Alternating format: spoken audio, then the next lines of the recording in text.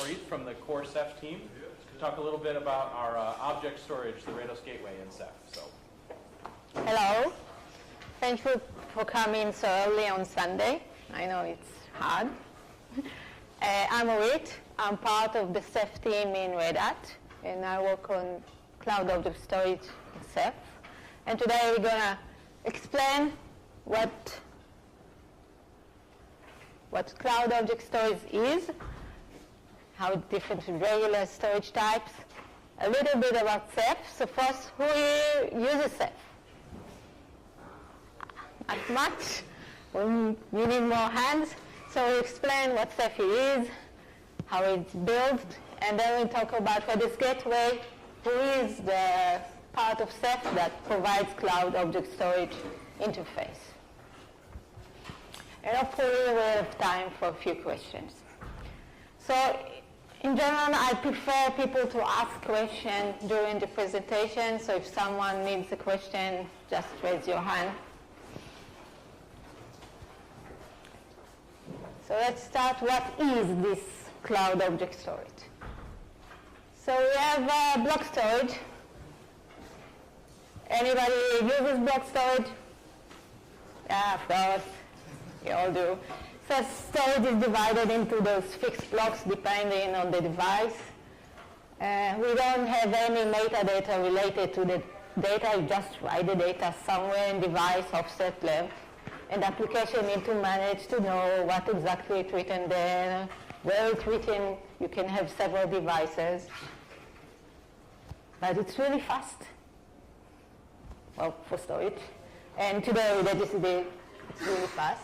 You have the regular protocol, fiber channel, SCSI, SATA, iSCSI, and some people even use fiber channel over Ethernet. But using block storage is really hard for applications, so then came file systems.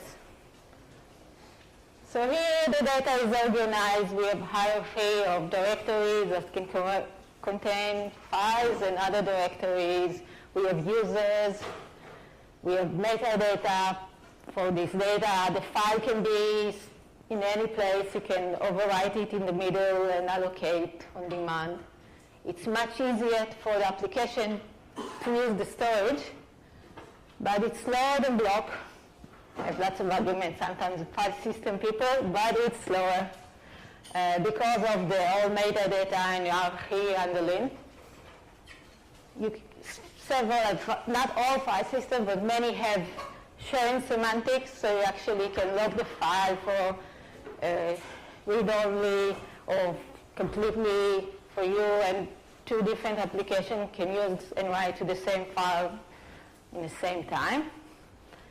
We have local file system protocol like XC4, XFS, and so on. And we also have network file protocol like NFS and SMB. And FP is the Apple protocol, but that last day decided not to use it anymore, and they're moving to SMB. But then came something new. It was the cloud. So we had that problem before the cloud came. We saw the storage is growing and growing. So people moved to more distributed storage systems. And writing a distributed file system is really hard. I don't know if many of you have tried. Writing a regular file system is hard, but when you try to distribute it, the metadata, you need to sync it all around is a problem, and the hierarchy is a problem. The cluster people here can say, agree. But in the cloud, it became even harder because we're not only talking about a large amount of data that is accessed all around, but we're talking also a large, really big data chunks. And then came one company, and then came the object storage that existed before the cloud object storage, but it was mostly like a niche, I guess, and I did research stuff on object storage, but it wasn't used as the standard. But nobody used it. But then came Amazon, actually, and when they started their own object storage, it caught up. I remember it was something like I guess 10 years ago, when S3 was launched, and I thought, wow, this is the way to do storage. How can it? I thought it really is amazing as a storage person. I was then in IBM research and actually said, yeah, we need to do something like that in IBM. But of course, IBM is not good at being innovative, and they never did anything like that. So the idea is very simple. One, we're talking about cloud environment. So you want the API to be really for cloud. So that means it should be HTTP based, so that's REST API. And you want some organization of the data, but the complex hierarchy file systems have is really hard. So it's just two levels. You have these, Amazon called them buckets, Swift called them containers. We have pools. So just a container of objects is the way to organize your object into groups and maybe add some properties for that. So that's bucket, and inside the bucket you have those objects. And objects are not just data. They have a name, you can add them all sorts of metadata. Some are fixed and some you can decide on your own. So you can later find them and know what's the data in them. You have users and tenants, which is like an umbrella for users to share the same data between them. You have authentication, ownership, access control list. And you talk about large objects, really large. So that means you need lots of storage. Because those are large objects, usually objects are immutable. That means you write them once. If you decide to change them, you need to actually overwrite all the objects. You cannot write in between. And it's much more efficient for those large objects to be immutable, and it simplifies the allocation. So the protocols today, the most common one is Amazon S3. It's the richest one, and I don't know what scale Amazon is, but I'm sure it's huge. I cannot imagine how much storage S3 has. In OpenStack we have Swift, and there's also Google Cloud Storage.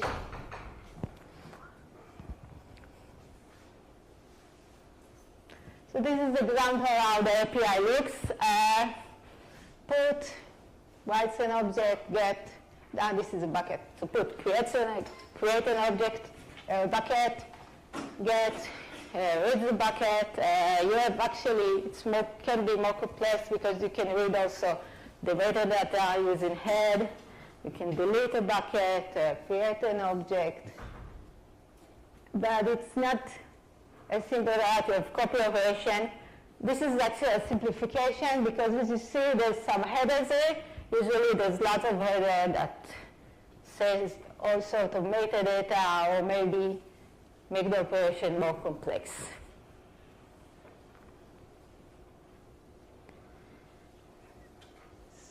So we talked about really large objects. Anyone here ever downloaded stuff from the internet and you lost connection and you need to restart the download? Everybody. It's really annoying. And when we talked about large objects, we can get to giga size. So this could be really hard. So for that, we have the multi-part. You want to upload or download an object, but you want to maybe stop it, maybe retry. So you take a big object, you divide it to small parts, and each part is being uploaded or downloaded in parallel, so you can handle network problems, and then only you can continue where you stopped, and you can start, uploads, download. And also it's good for streaming, for example, when you don't know the size of the objects you're actually going to upload or download. Download usually knows, but upload, you sometimes generate the data when you upload it, and for that you use multipart. But it's harder for the storage because until you finish your upload, we don't know what the object will be, and we cannot commit it, so we need to start all those temporary parts. And sometimes you'll have failure and we start the upload completely again. So we need to, in the background, to clean all the extra stuff we got. Another feature, which I really like. So here, whoever used here VMS? Oh, no one? Yeah. So remember VMS? We had file versioning. When you write on a file, you get a dot something. I really liked it because I sometimes do, by mistake, delete stuff. It's really good. You always have the previous copy. So again, in cloud storage, we have versioning. By default, buckets, it's per bucket. By default, buckets are not with versioning, but you can enable it, and that means when you override the object, it creates a new object with a different version. If you delete the latest, you will still have the old version. It's really helpful when you delete stuff by mistake or overwrite by mistake an object. And cloud objects has other really, really cool stuff. I didn't talk here about authentication because every protocol does it completely different. The main difference between Google Cloud Storage and S3 is authentication, and it's incompatible. Swift does it differently. So some use user passwords, some use user and a key and a secret. Everything is really different. So authentication is complex, and we have object lifecycle. For example, you can set a date in an object, and when it gets to that date, it's called object expiration, the object can be deleted automatically or moved to cold storage. And lots of cool features. Any question about cloud storage? Okay. So let's talk about Ceph. So Ceph is, shortcut was cephalopod, which is the family of octopuses and squid. So all our versions are called of one animal, that name. So the latest stable version is Joule. I think that one is Joule, if I remember. So Ceph is open source. This is our GitHub. We have Ceph.org. Under it is all the Ceph code. It's not only Ceph. We have our own testing framework called Tautology. It's also open. And we have additional tests, like we have S3 tests that test S3 compatibility. We have other components of Ceph.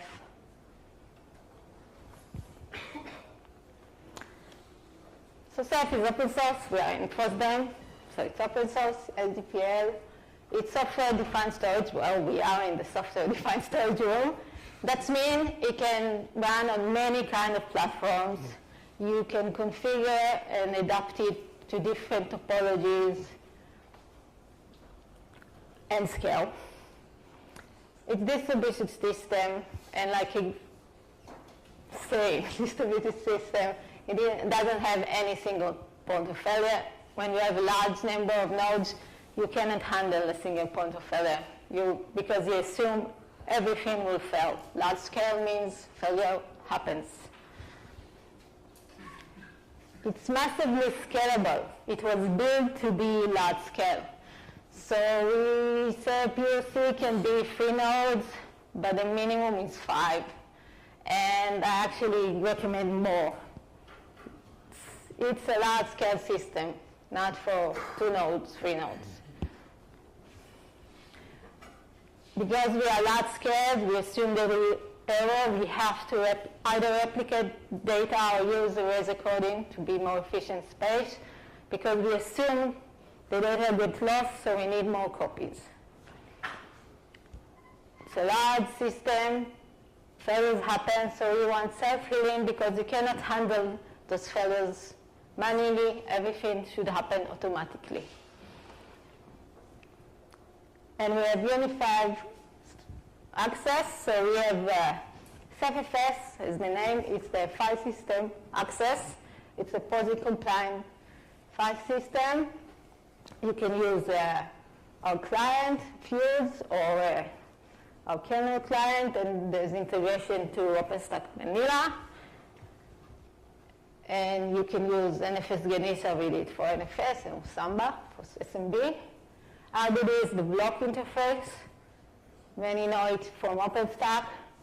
It's integrated completely with QEMU, so you can use it with QEMU for Zen or QEMU for KVM, and you can use a kernel client if you want your own block device. And we have Redis Gateway, which is a component that provides the cloud object storage. Underneath this all, we have Redis, and I'm going to speak a bit about Redis. So Redis is a reliable, autonomous, distributed object storage. So as we see, it's an object storage, which is interesting. So when Ceph started, it was to build a very fast, scalable, distributed file system. And they started with Redis to be as the rich object storage that you can build the file system on it easier, at least. But writing distributed file system is never simple, even if you have distributed object storage underneath. And in the meantime, we took to develop Cephfs, the started RDD, and Redis Gateway. And now we also have Cephfs as production. So what Redis does, it does all the distributed stuff. So it does all the replication or erasure coding. It's a flat object namespace, and we have a pool of objects, and we can configure each pool. It could be a pool of fast storage, SSDs, or a pool of slower storage with a hard disk. It could be different application, it could be freeways, or it could be eraser codes. Ceph is a strongly consistent system, and it's software defined. That means it's aware to the infrastructure and the topology, and you can match it to different architectures and systems. For placement, we have a hash-based algorithm with no lookup called crash. And we want performance, so we serve the data directly to the client. So a little bit about crash. Crash is our placement algorithm. And we wanted an algorithm because it's a large-scale system that doesn't require any lookup. Lookup requires some central area. You keep the table of the lookup. You can replicate it, but it's not very efficient in large scale. It's a bottleneck. So crash doesn't require any lookup. It is topology aware.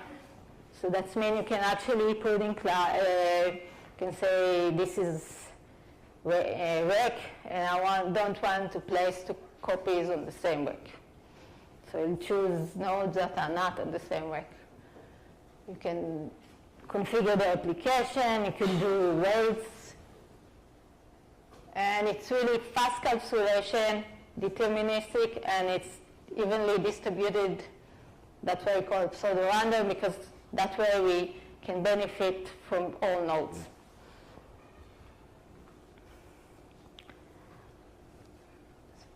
So a Ceph Redis cluster has two kinds of node. The first one, OSD, object storage device. Those, we have lots of those nodes, daemons, tens to 10,000. I think 10,000 is a lot, maybe thousands. And we have one OSD per disk. You can put an OSD on a RAID, but it's a bit a waste because we do the application ourselves. There's no reason to do additional replication in the storage layer. And its main thing it does is serve the object to the user. It's a smart storage node. That means it does peering, and in case of a failure, it does the recovery automatically. The all OSDs are talking with each other and will replicate the needed data, or if a new node comes, it will rebalance the storage.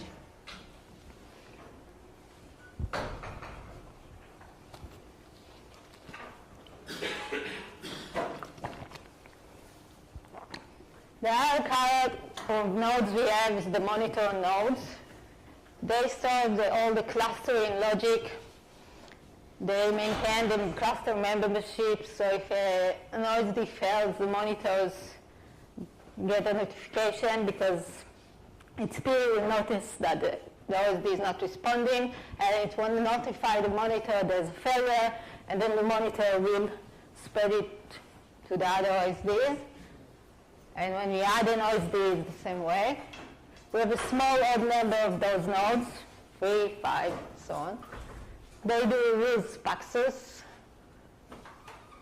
It doesn't store any data to the users. It's just for the cluster memberships data.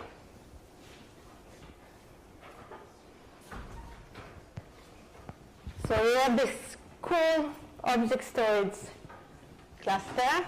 We want to accelerate.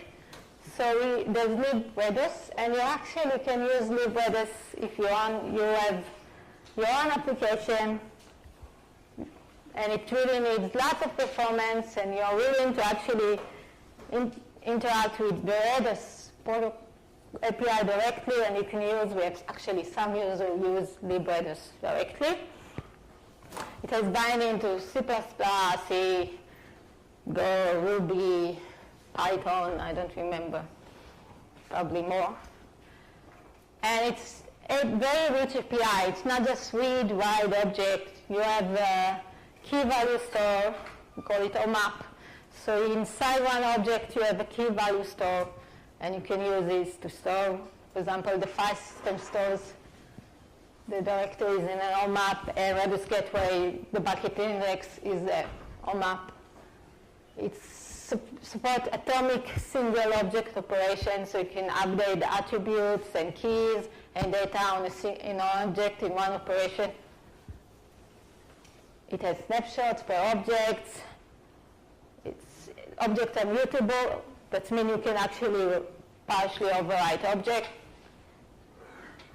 And we have Redis clusters are very similar to storage procedures on a database. You can actually write code that will run directly on the OSD when an object is changed. It's a really strong feature. It allows lots of performance. We use it all around the services. And we have a watch notify service, so you can register an object, and when the object changes, we get a notification across the cluster. Everyone registers that notification. So it's a very strong API, but it's not a standard API. It's not block interface, file, or object, a cloud object. It's your own, and if you really import the performance and you're willing to make the effort, libredis will be really cool. Any question about Ceph in German? Yeah. Just a few words about Ceph. What's the approach you use? Okay. So first, all these are divided into placement groups. So all OSD need to replicate one another. One can be the master in some case. In other cases, just be a replica. So they talk with each other, and they can detect when there's a failure, because they need to talk with each other, and then if they get an error, they notify the monitors, and then the cluster starts to handle that case. So you need that OSD that failed. It's takes a while to mark it as failed, but when it's failed, you know all the data it contains need to be replicated to other OSDs, so then they do it automatically. One question about the object storage. Each node has a complete set of the whole object? Well, depending on the size of the object, but our maximum size of object in the Redis is 4 mega, so 4 mega will be let's say you are FreeRes replica, so FreeOSD will have those 4 mega. If the object is larger, then it's more.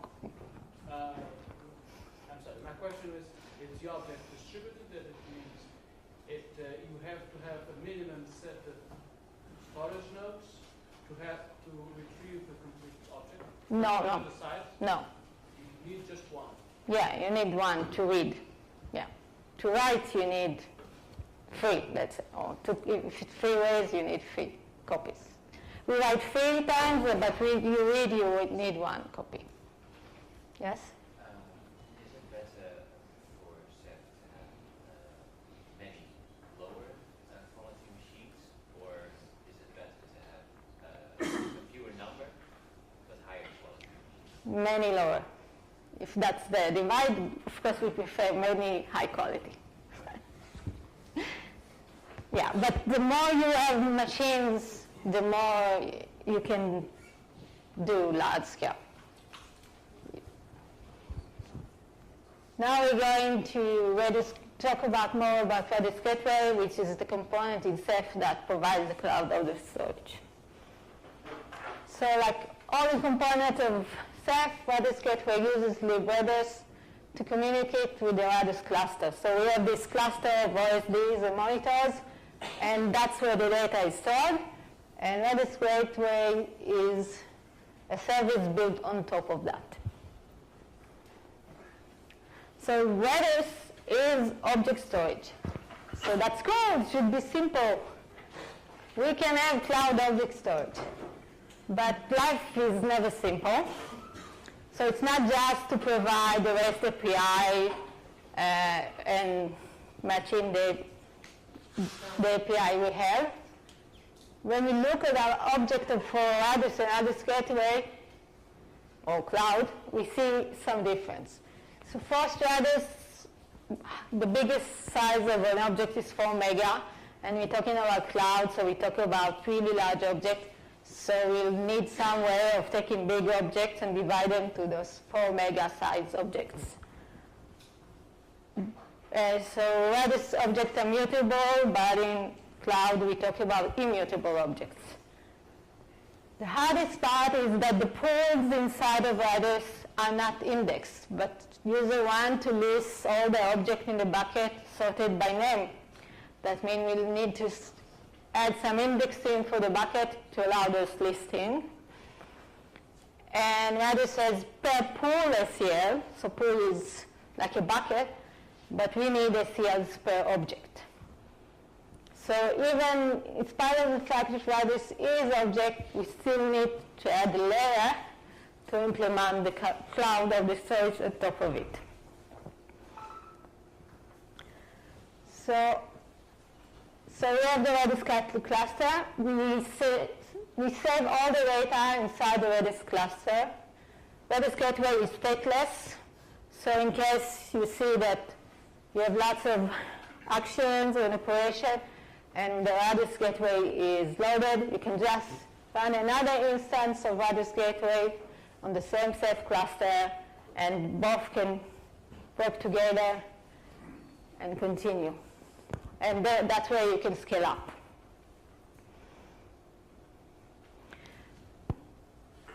So again, this is object storage. We have users and tenants. We have buckets, objects. We have metadata per bucket per object. We have access control lists per bucket per object. We have authentication, which is really complex because we support several protocols. Today we support 2 cloud objects protocol, S3 and Swift.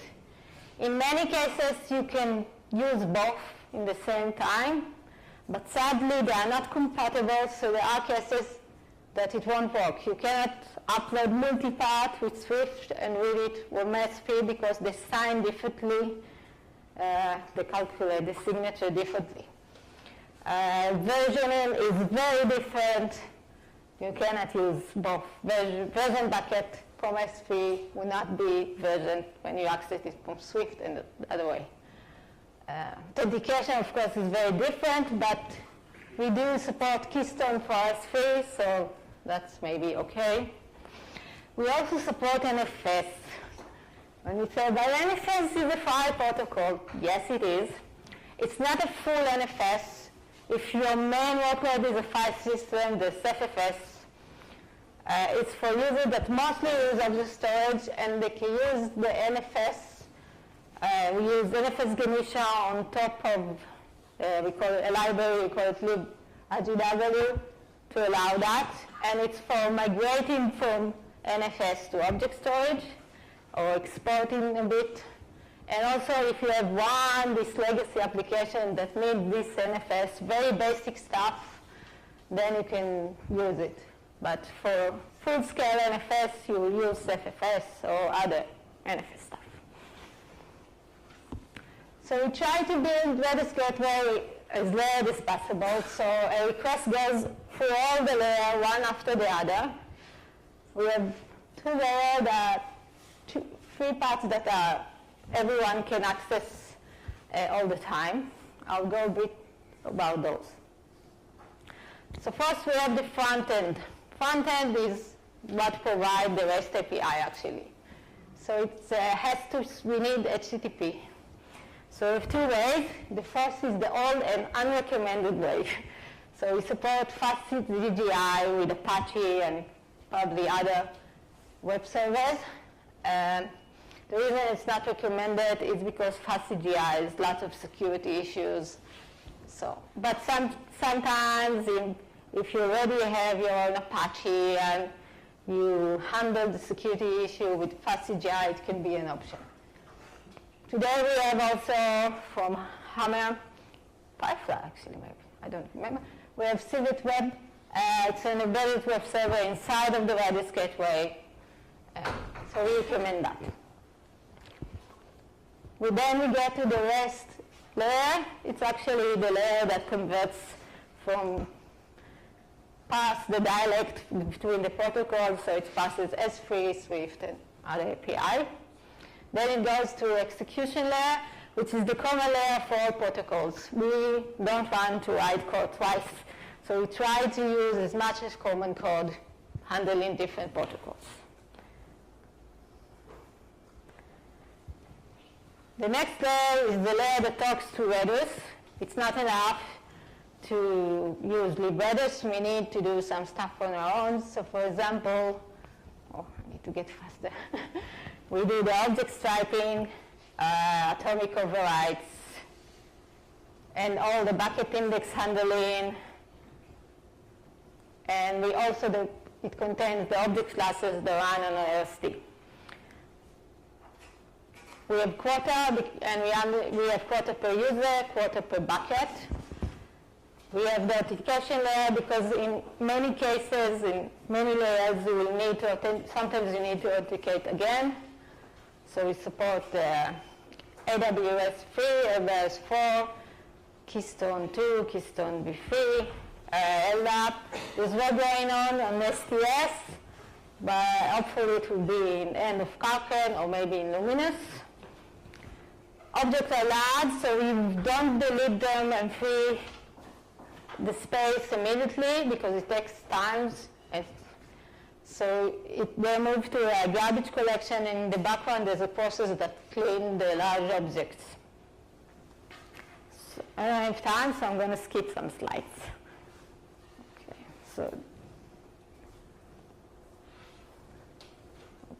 So this is how we build object.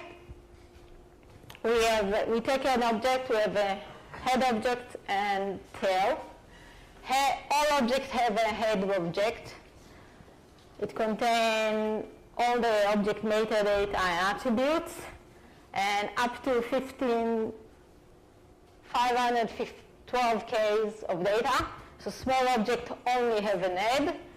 Large objects are striped, and they have several tail objects.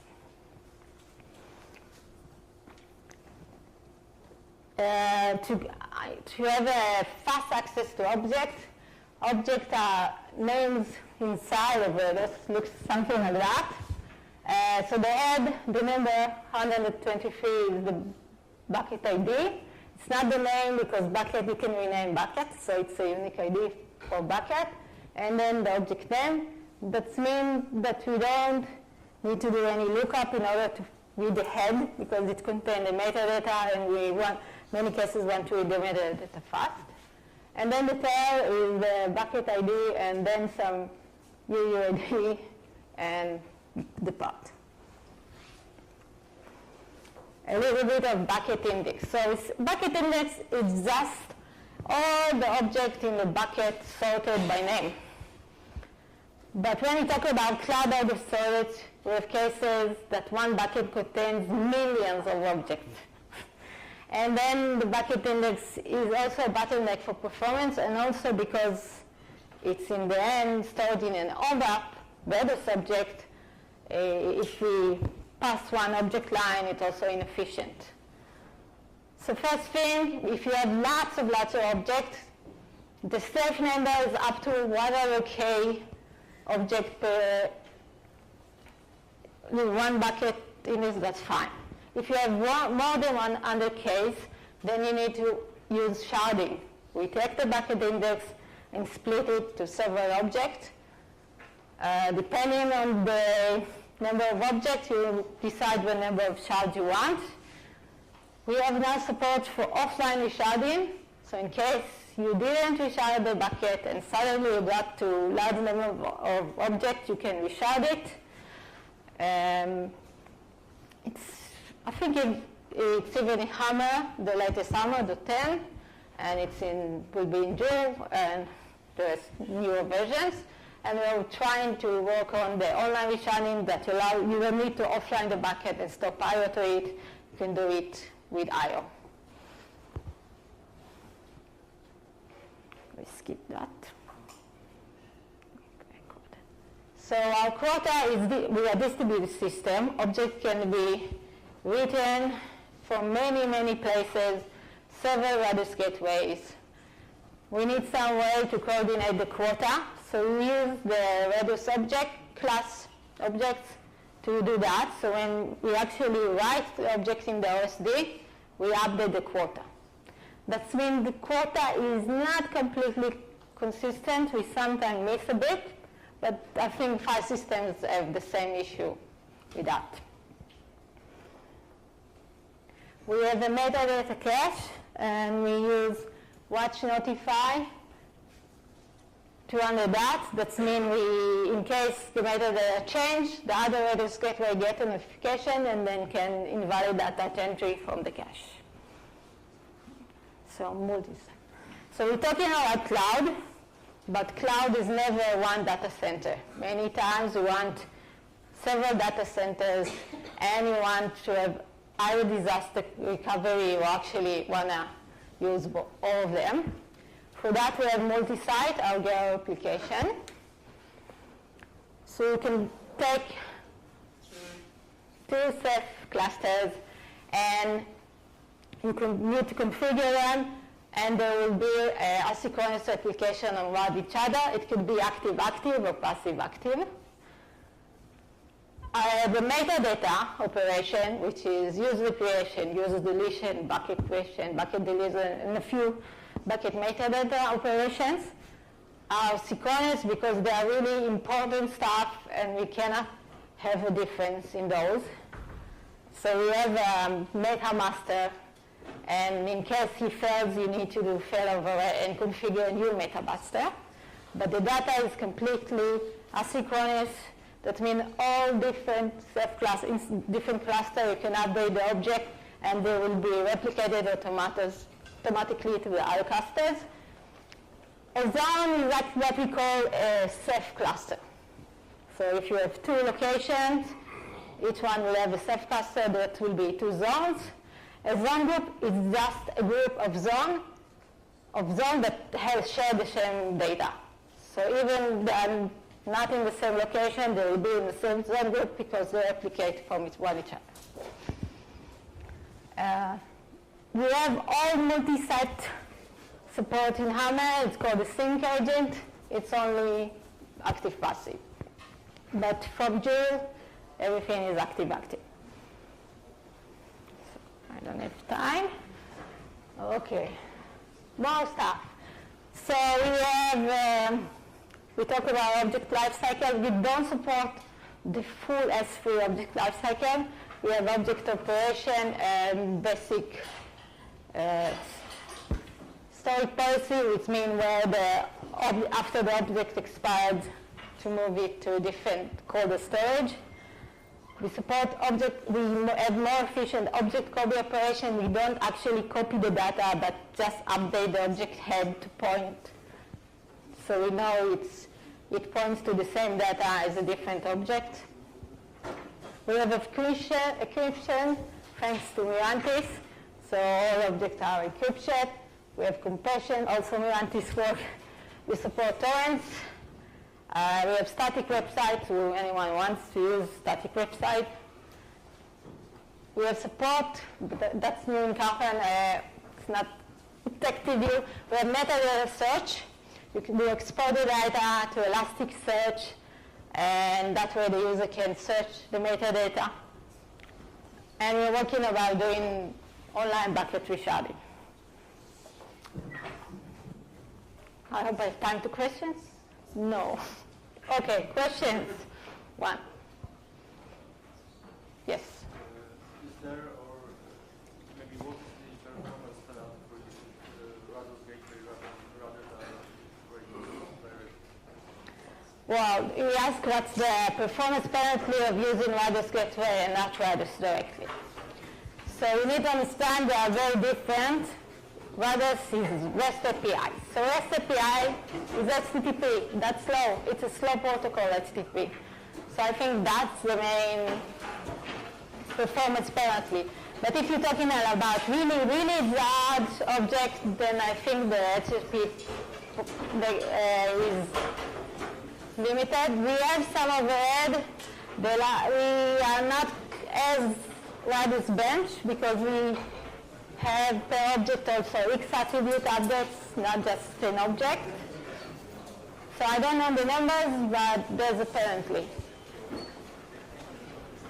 Thank you.